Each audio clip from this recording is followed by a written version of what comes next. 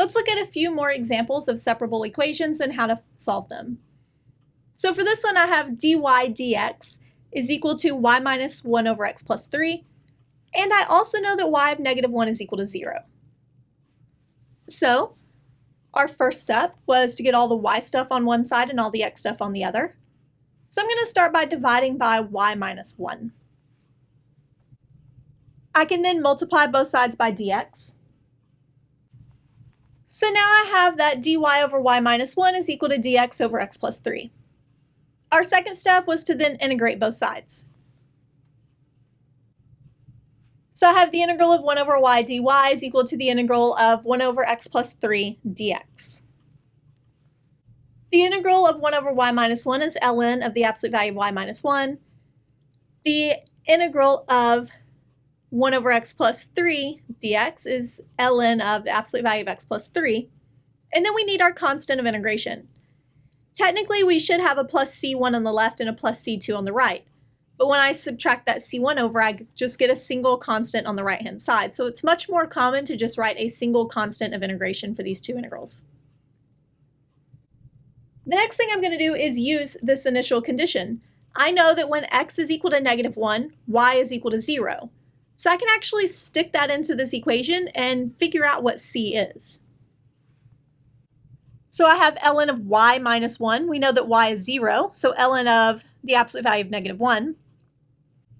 We know that x is negative 1, so I have ln of the absolute value of 2 plus c.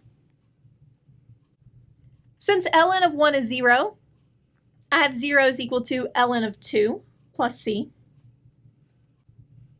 And subtracting over gives me that negative ln 2 is equal to c.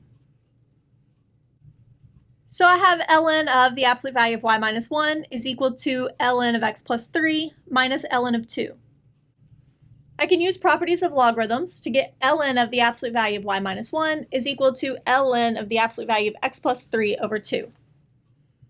We can then raise both sides to the e power. That'll just cancel my logarithms. I would have the absolute value of y minus 1 is equal to the absolute value of x plus 3 over 2. So now let's consider how to solve this absolute value equation. When we solve this absolute value equation, it essentially becomes two different equations. Y minus 1 is equal to x plus 3 over 2, and y minus 1 is equal to negative x plus 3 over 2. Let's start with the one on the left. I'm going to start by rewriting it as y minus 1 equal to 1/2 x plus 3/2. We can then add 1 to both sides. And we get y is equal to 1/2 x plus 5 over 2. So this is my first solution. So typically when we have multiple solutions like this, we number them. So we have that y1 is equal to 1/2 x plus 5 over 2. Now let's think about the one on the right. We do need to distribute that negative sign throughout the fraction. When I do that, I get y minus 1 equal to negative 1/2 x minus 3 over 2. Whenever I add 1 to both sides, I get y equal to negative 1/2 x minus 1/2. So that would give me y2, negative 1/2 x minus 1/2. So we have two functions that satisfy this differential equation with this initial condition. Let's look at one more. This one time we have dy dx is equal to 6x to the 5th minus 2x plus 1 over cosine y plus e to the y. So let's start with multiplying both sides by that cosine y plus e to the y. This gives us that cosine y plus e to the y times dy dx is equal to 6x to the 5th minus 2x plus 1.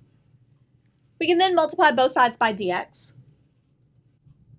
That gives us cosine y plus e to the y dy is equal to 6x to the 5th minus 2x plus 1 dx. We then integrate both sides. The integral of cosine y is sine y, and the integral of e to the y is e to the y. On the right-hand side, the integral of 6x to the 5th is x to the 6th. The integral of negative 2x is negative x squared, and the integral of 1 is x.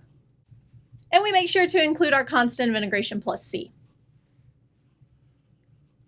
Normally, our next step is to then solve for y, but we can see that that's much, much harder in this case. It's not a clear way to solve for y. So we can, in these circumstances, leave our solution like this. These are known as implicit solutions. They kind of imply what the solution is without giving us a direct equation, y is equal to something.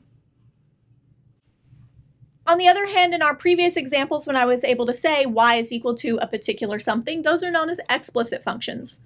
We do prefer those because they're much easier to work with, but it may be the case, like in this example, where they're impossible to get.